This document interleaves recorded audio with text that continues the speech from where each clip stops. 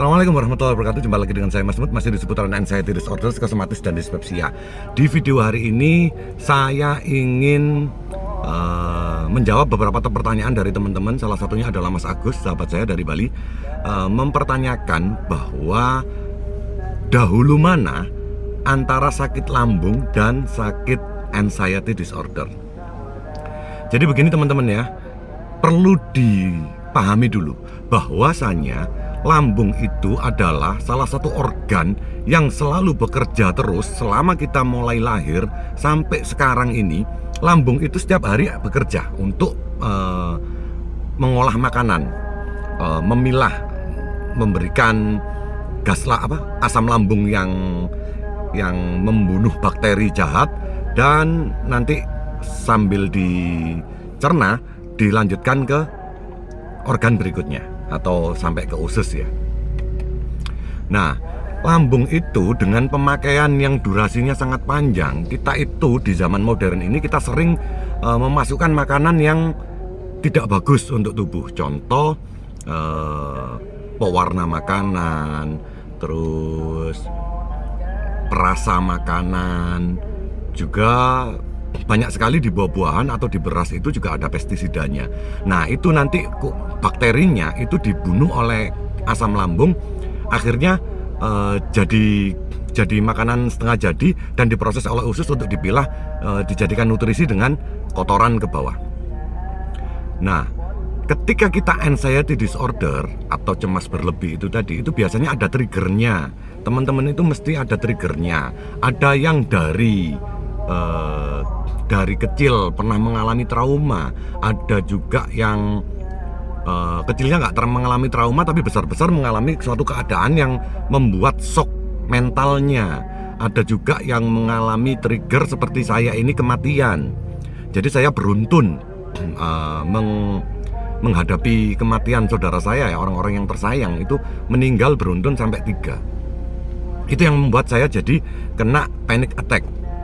Di samping itu, saya ini termasuk orang yang tidak begitu pintar untuk menjaga lambung saya. Kala itu saya makannya ngawur, saya sering makan bebek, makan santan, makan minyak gorengan, dan berbagai macam makanan yang tidak menyehatkan. Akhirnya lambung tersebut ada sedikit mungkin terkikis atau iritasi atau apapun itu. Karena durasi sangat lama tersebut saya berpola makan yang buruk, dan kebetulan mental saya jatuh gara-gara ke-trigger tadi itu, terjadilah panic attack. Otak amigdala itu mewarning tubuh bahwa menyatakan tubuh ini ada kendala, mengakibatkan kita kena serangan panik. Yang ya teman-teman sebagian tahu lah, ada banyak, mungkin 90% orang-orang yang kena anxiety disorder, psikosomatis dan dispepsia itu pernah mengalami panic attack.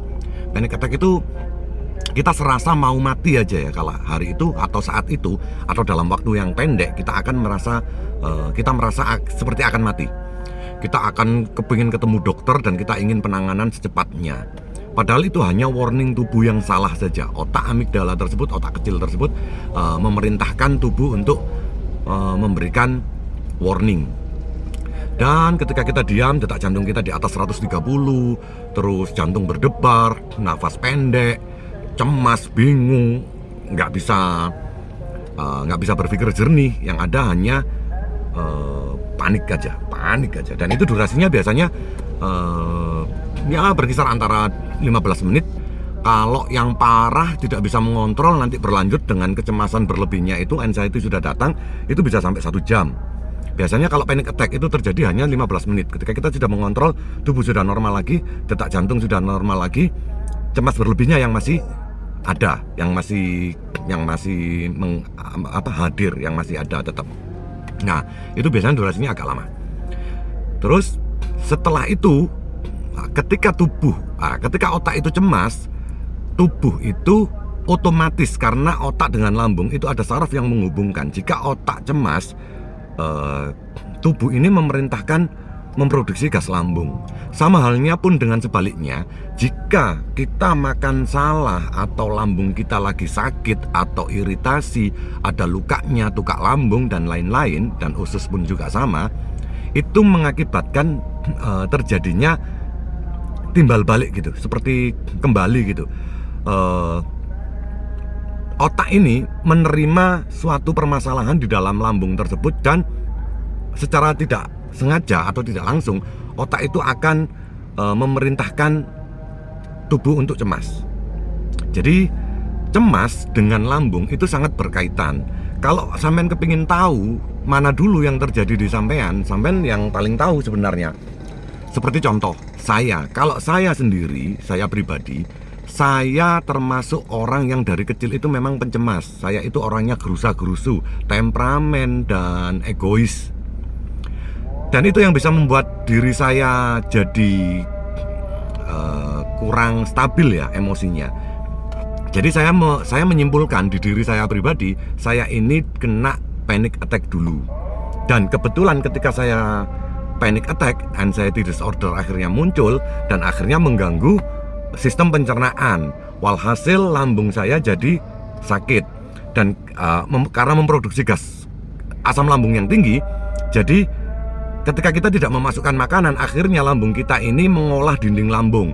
Ketika dinding lambung saya semakin lecet, semakin ada iritasinya seperti sariawan begitu, akhirnya mengakibatkan rasa yang tidak nyaman. Ada sensasi yang muncul. Akhirnya muncullah psikosomatis itu tadi. Gas lambungnya tinggi, asam lambungnya tinggi, gas lambungnya naik ke kerongkongan, otot esofagusnya melemah, dan akhirnya naik ke ulu hati jadi begah, mual, naik lagi ke dada dan sekitaran jantung.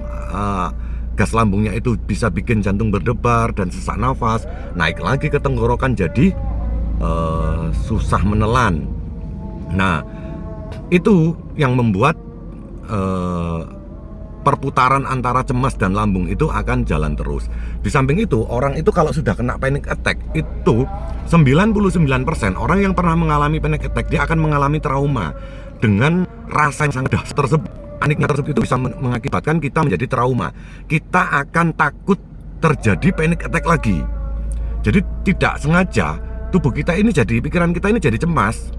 Kita jadi cemas, kita salah makan, kita telat makan pun ada sensasi sedikit, kita mengkait-kaitkan, kita jadi takut. Waduh, jangan-jangan nanti panic attack lagi, jangan-jangan nanti panic attack lagi. Nah, akhirnya jatuhnya akan seperti itu. Kita takut akan terjadi panic attack terulang kembali ke diri kita. Itu yang membuat kita tidak sembuh-sembuh. Dan ketika sering terjadi banyaknya asam lambung di dalam lambung tersebut dan ada terkikisnya, mengakibatkan GERD. Itu yang bisa bikin reflux. Cirinya adalah panas, heartburn, dada terbakar bahasa Indonesianya itu, saya nggak bisa bahasa Inggris. Jadi dada terasa terbakar, panas sekali. Kadang-kadang itu panasnya di dada itu sampai menusuk di tembus ke belakang. Itu yang jadi kita memfitnah bahwa kita ini sakit jantung, padahal bukan. Itu hanya reflux. Bukan hanya gas lambung yang naik ke kerongkongan, asam lambungnya sudah naik ke kerongkongan. Itu menyakitkan memang.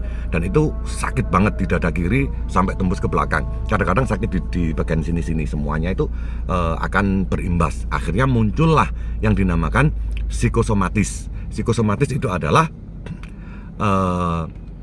sesuatu yang terjadi, sensasi yang terjadi akibat kita salah berpikir atau akibat dari pikiran. Jika pikiran kita lagi stres, kacau, galau, akhirnya lambungnya juga bermasalah, muncullah psikosomatis yang badan cepet capek, pinggang sakit. Kita berpikir bahwa itu adalah sakit